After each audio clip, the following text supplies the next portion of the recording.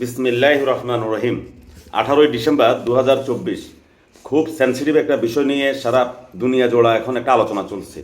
গতকালকে আমাদের প্রধান উপদেষ্টার একজন উপদেষ্টা মাহফুজ সাহেব তার একটি ফেসবুক পোস্ট নিয়ে খুব আলোচিত হচ্ছে।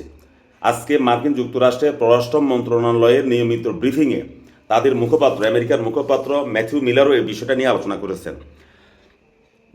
যিনি মাহফুজ সাহেব, তিনি পোস্টটা দিয়ে পরবর্তীকালে আবার এটাকে সরিয়ে নিয়েছেন, কিন্তু ইতিমধ্যে ওনার ওই পোস্টের স্ক্রিনশট অনেকের মোবাইলে ঘুরছে, অনেকের ল্যাপটপে ঘুরছে। আসলে বিষয়টা কেমন যেন একটা তালগুলো আমরা পাকিয়ে ফেলছি। মাহফুজ সাহেব একজন জ্ঞানী মানুষ এবং বিগত 5ই অগাস্টের যে বিপ্লব, তিনি নাকি বিপ্লবের একজন থিঙ্ক ট্যাঙ্ক হিসাবে পরিচিত। তিনি একজন মেধাবী, ঠিকই, তার প্রতি শ্রদ্ধা রেখেই বলি। ইদানিং আমরা বেশ কিছু মানুষকে দেখলাম যে ফেসবুকে পোস্ট দিচ্ছে মাওলানা ভাসানী সাহেবের নাম দিয়ে, যে ত্রিপুরা আমার, আসাম আমার। এখন বাস্তব কথা ভাই জানি না এটা আমাদের মাওলানা ভাসানী সাহেব আসলে এই কথা বলেছে কিনা। আর মাওলানা ভাসানী সাহেব যে মাপের মানুষ, আমার মতন মানুষ যদি ওনার সমালোচনা করি, তাহলে রাস্তায় আমাকে মানসিক পিটিয়ে মারি ফেলবে, বলবে যে বেটা তুই কিসের সমালোচনা করস এই লোকের।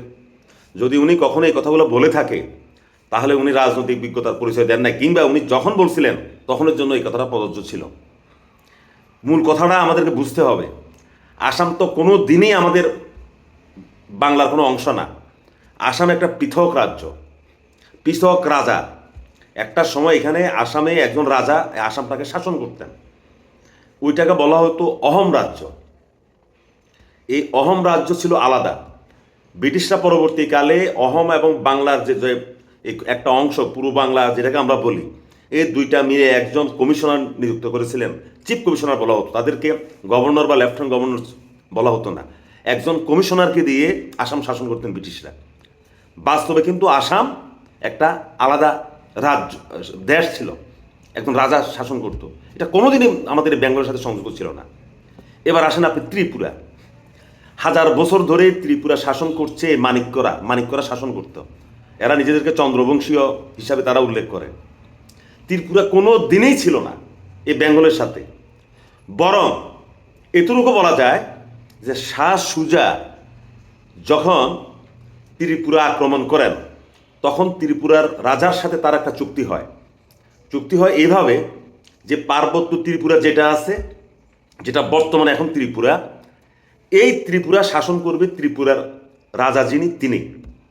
আর ত্রিপুরার বাহিরে যেটা, মানে সমতল ত্রিপুরা যেটা, আমাদের ফেনীর একটা অংশ, কুমিল্লার একটা অংশ, ব্রাহ্মণের একটা অংশ, হবিগঞ্জ, মৌলভীবাজারের একটা, এখানে যে প্লেন ল্যান্ড যেটা ছিল, সমতল ত্রিপুরা, এই অংশটা শাহ সুজা বাৎসরিক একটা কর ধার্য করেন। ত্রিপুরার মহারাজাকে বলেছে যে আপনি আমাদেরকে বাৎসরিক ধরেন একটা 5 লক্ষ টাকা, যে আপনি বাৎসরিক আমাদেরকে এই টাকাটা দিবেন, বিনিময়ে আপনি এটা জায়গির বা জমিদারিটা আপনি পাবেন। অনেকটা জমিদারি যেরকম বন্দোবস্ত দেয় না, ব্রিটিশরা দিয়েছিল, অনেকটা সেই রকম।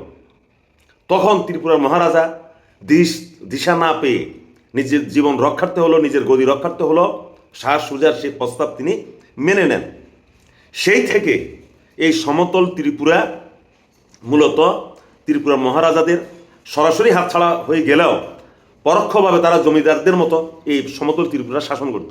এই হলো সংক্ষিপ্ত ইতিহাসটা আমি আপনাদেরকে বললাম। এখন যে ত্রিপুরা আছে, এই ত্রিপুরা কোনোদিনও বেঙ্গলের অধীনে ছিল না বা বেঙ্গলের সাথে সংযুক্ত ছিল না। তাহলে এই যে আমরা মাওলানা ভাসানী সাহেবের না, আমাদের দেশের নেতারা তো অনেক কথা বলে ফেলে ভাই।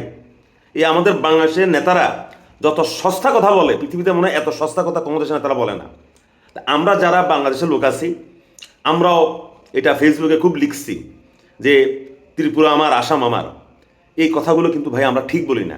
আমাদের বর্তমান যে ভূখণ্ড আছে, এটাকে আমরা কিভাবে রক্ষা করব, সেটাই তো আমরা এখন হিমশিম খাচ্ছি। আমাদের তো নিজেরাই আমরা, মানে কয়েক ভাগ, 1971 সালে স্বাধীনতার সময় আমরা কয়েক ভাগ ছিলাম, বর্তমানে 2024 সালেও আমরা ভাগ। এত বিভক্ত একটা জাতি, একটা বিভক্ত এত মতবাদ যে দেশের নাগরিক, তারা গিয়ে এই আগরতলা, ত্রিপুরা, গুয়াহাটি, আসাম দখল করবে, এটা কী বলেন ভাই? আর সেই মাপের নেতা আছে আমাদের? ওইভাবে নেতাও তো নাই।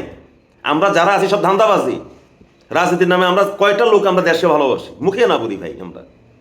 সুতরাং এই যে মাহবুব সাহেব এই ধরনের একটা কথা বলছেন অখণ্ড বাংলা, যে ত্রিপুরা আসাম নিয়ে, না ভাই, ত্রিপুরা আসাম কোনোদিনই আমাদের এই বেঙ্গলের বাংলার অংশ নয়।